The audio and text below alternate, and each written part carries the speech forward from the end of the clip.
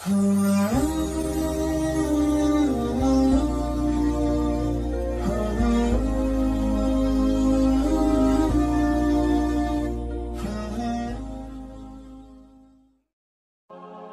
Islamic videos کے لیے ہمارے چینل حقیقت اسلام کو سبسکرائب کریں۔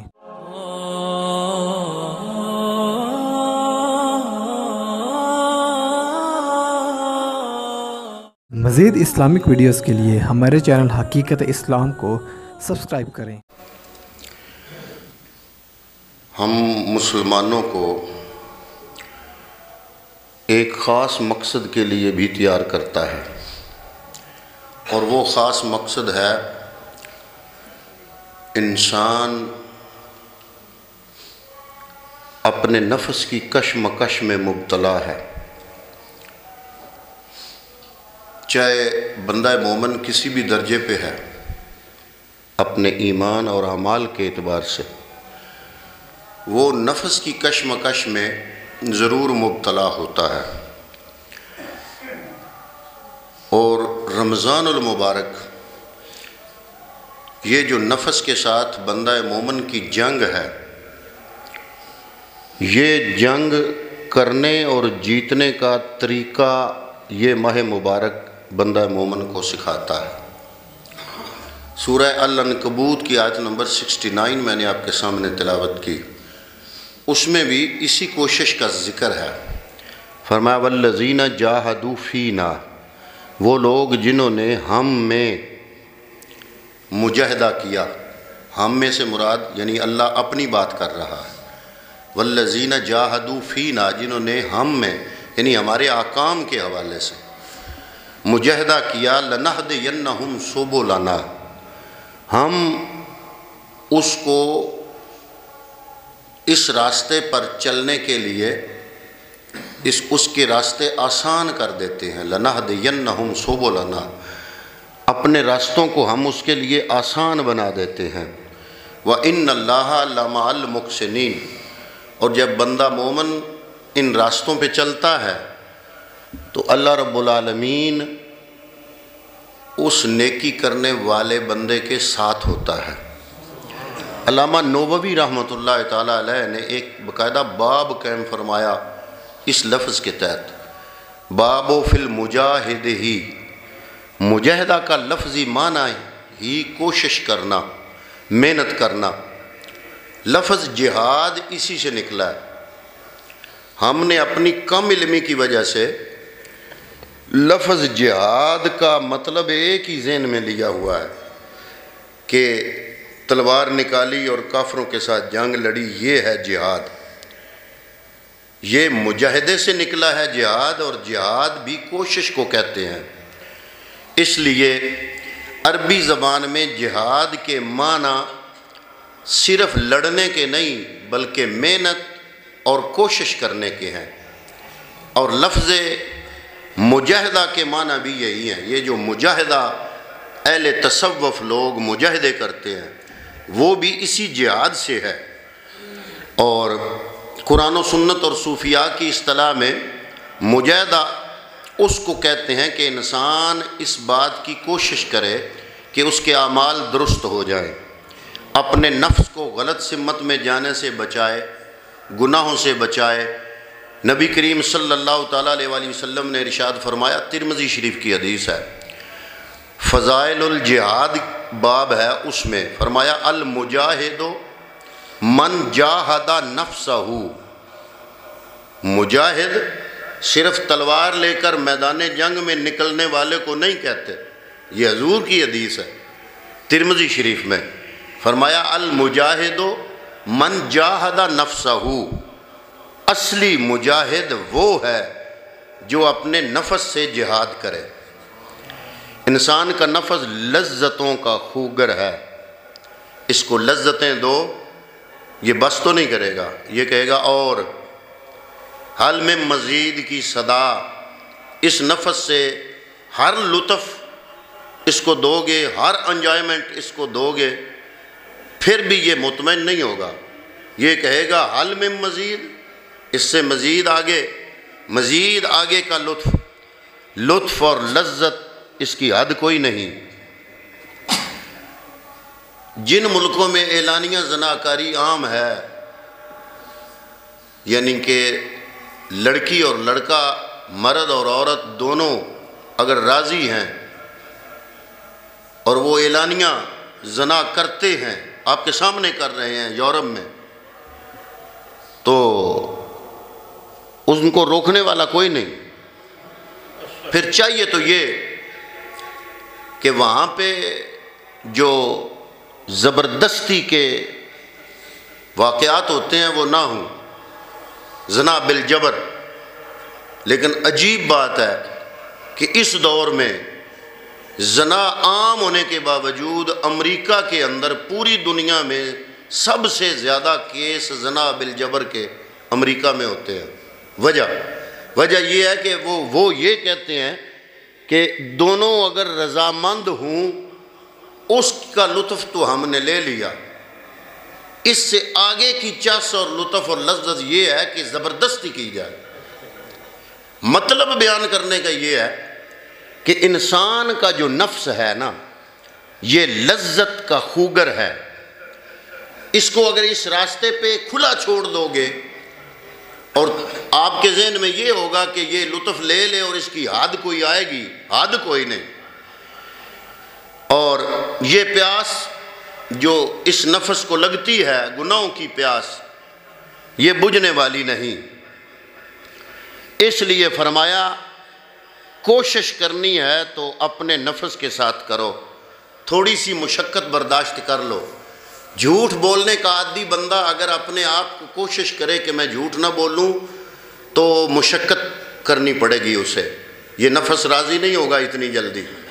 سود کھانے والا بندہ اگر کوشش کرے کہ میں سود سے کنارہ کش ہو جاؤں تو پھر بھی اس کو محنت کرنی پڑے گی، یہ نفس اتنی جلدی راضی نہیں ہوگا۔ رشوت لینے والا بندہ ایک بہت بڑا افسر ہے، وہ عادی ہے رشوت لینے کا، اگر وہ کوشش کرے کہ میں رشوت نہ لوں تو یہ بات ایسی نہیں کہ اس نے ارادہ کیا اور دوسرے دن چھوڑ دی، نہیں، اس پر بھی اس کو مشقت کرنی پڑے گی۔ اور یہ نفس اگر کمزور ہوگا، جس چیز کا عادی ہے، آپ اس چیز کی کھلی چھٹی اس کو دیں گے تو کیا ہوگا؟ یہ نفس کمزور پر شیر ہے، کمزور پر شیر ہے۔ یہ نفس دودھ پیتے بچے کی طرح ہے۔ حضرت علامہ امام بوصیری رحمۃ اللہ تعالیٰ علیہ نے ایک بہت بڑا مشہور زمانہ قصیدہ لکھا جس کا نام ہے قصیدہ بردہ شریف۔ اس کے 140 اشعار ہیں، ان شعروں میں ایک شعر بڑا قابل غور ہے، فرماتے ہیں، وہ ذرا عنوان سے ہٹ کے ہے۔ ان 140 اشعار میں قصیدہ بردہ شریف کے 140 اشعار میں ایک شعر ہے، فرماتے ہیں النفس کالطفل، نفس جو ہے وہ بچے کی مانند ہے، ان تہمل ہو شبہ علی حب الرضاء و ان تفتم ہو ینفتمی۔ فرماتے ہیں کہ اگر دودھ پیتے بچے کا دودھ چھڑایا نہ جائے، کیونکہ جب بچے کو دودھ چھڑایا جاتا ہے تو وہ روتا ہے، روٹی پکڑا دو تو وہ روٹی پھینک دیتا ہے، کیونکہ وہ عادی ہے، وہ خوگر ہے دودھ کا۔ لیکن دنیا کے والدین، دنیا جہاں کے ماں باپ بچے کو اس مشقت میں ڈالتے ہیں، کیوں؟ اس لیے کہ اگر بچے کو دودھ سے روکا نہ گیا تو دودھ پیتے پیتے وہ جوان ہو جائے گا، پھر بھی وہ ماں کا دودھ طلب کرے گا۔ جب جوان ہوگا تو وہ بڑا عجیب معاملہ ہوگا کہ ایک بالغ نوجوان ہے، وہ اپنی ماں کا پستان جو ہے وہ منہ میں ڈالتا ہے، وہ بڑی عجیب بات ہوگی۔ تو الامام بوصیری فرماتے ہیں ماں باپ کو آخر مجبوراً نہ چاہتے ہوئے بھی، بچے کے ساتھ پیار ہوتے ہوئے بھی، بچے کی یہ سختی اور تکلیف اور یہ تنگی اس کو بچے کو دینی پڑتی ہے، کیوں؟ اگر یہ نہ دیں تو وہ بچہ کبھی بھی زندگی میں دودھ نہ چھوڑے۔ تو فرماتے ہیں کہ یہ نفس جو ہے یہ دودھ پیتے بچے کی طرح ضدی ہے، یہ اپنی مرضی سے دودھ چھوڑتا نہیں، نہ اس کی تمنا ہوتی ہے کہ میں دودھ چھوڑوں۔ اگر آپ کوشش نہیں کرو گے تو یہ اپنے راستے پہ یہ نفس گامزن رہے گا۔